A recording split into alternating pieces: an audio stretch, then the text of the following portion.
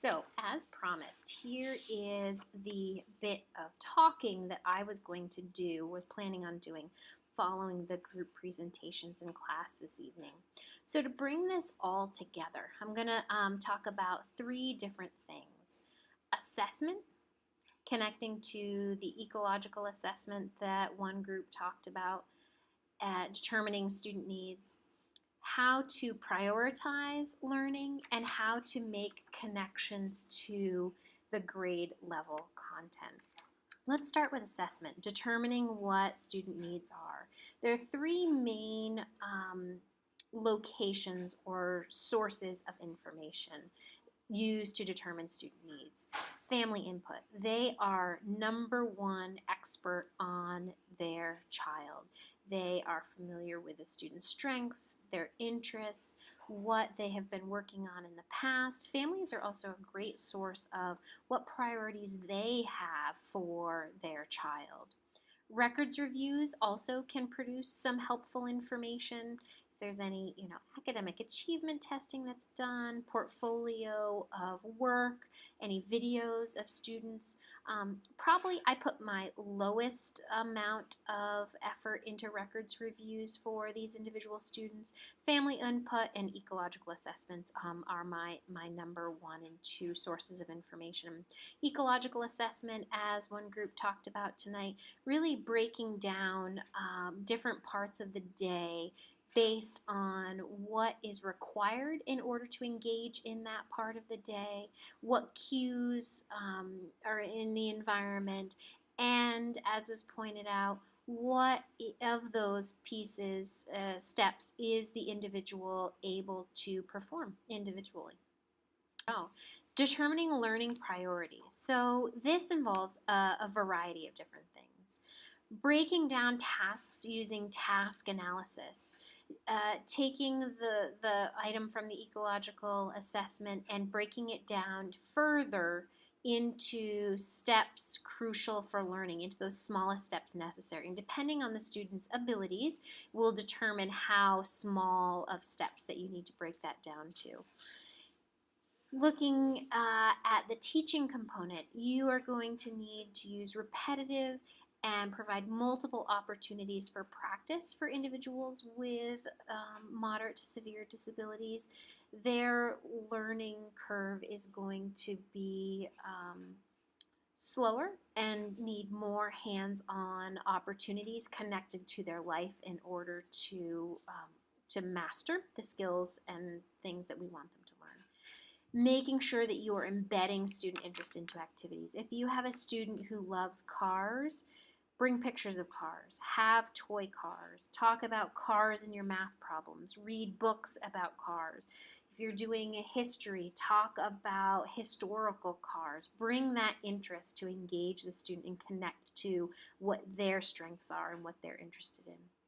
You're going to need to design and implement direct, explicit instruction in order for students to learn the discrete skills necessary to engage in that task. Think about that task that you've broken down into the increment steps.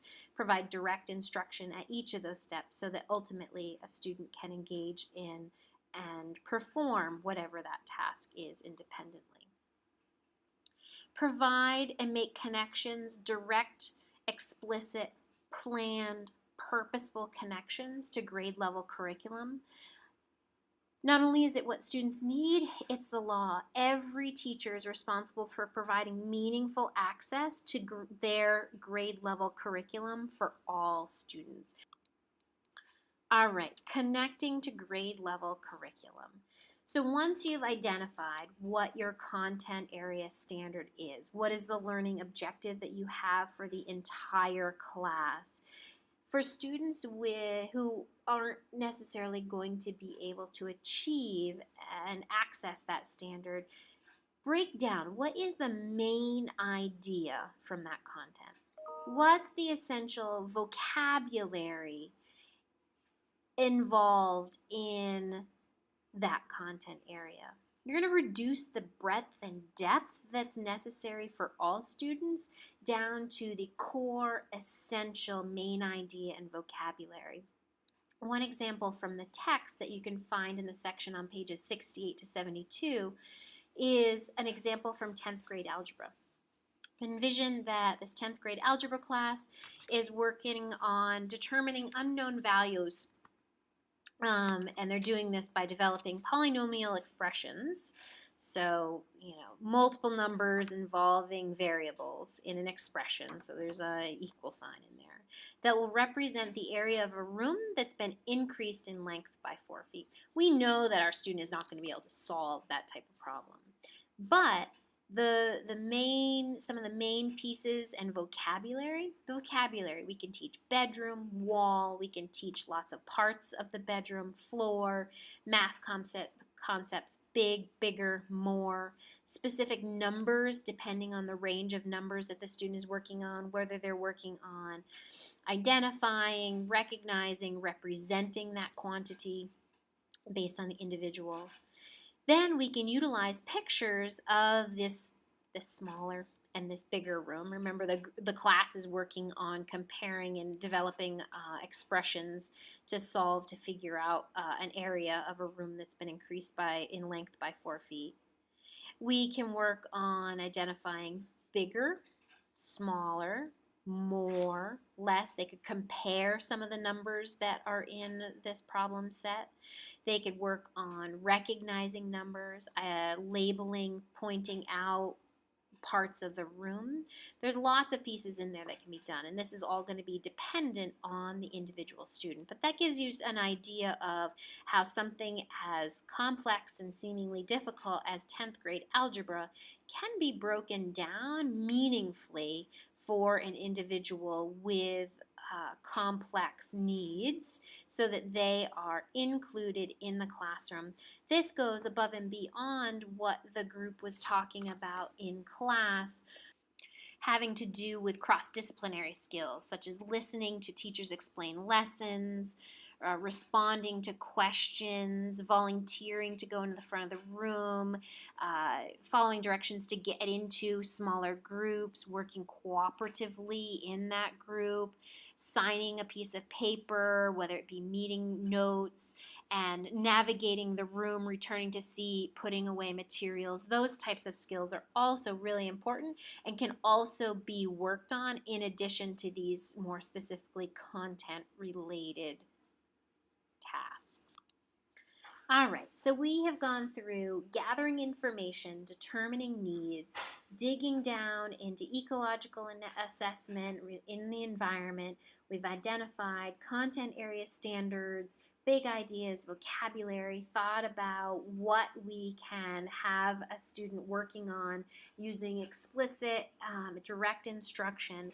Now we're going to talk about prompts. So prompting is something that you do to promote a student engaging in the task, the behavior that's being asked of them.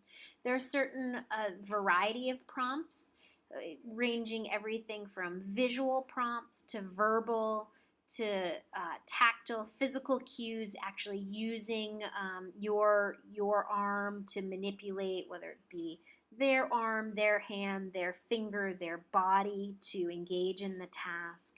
And then we also have utilizing reinforcers, corrective feedback, and fading. So if you took 217 with me, you're familiar with the idea of antecedent, behavior, and consequence, the ABCs. This is exactly what that's talking about, and we're talking about it in an academic setting. So using those prompts to support an individual engaging in that behavior so that they can produce the behavior, and then we're going to provide a reinforcer.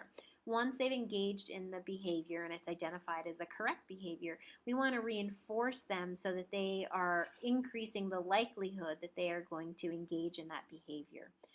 This likewise, corrective feedback is if they engage in an incorrect behavior, what are we going to do to reduce the likelihood that that behavior is engaged in the next time we ask for it. And then fading is gradually removing prompts so that an individual is able to independently engage in the behavior that we're asking.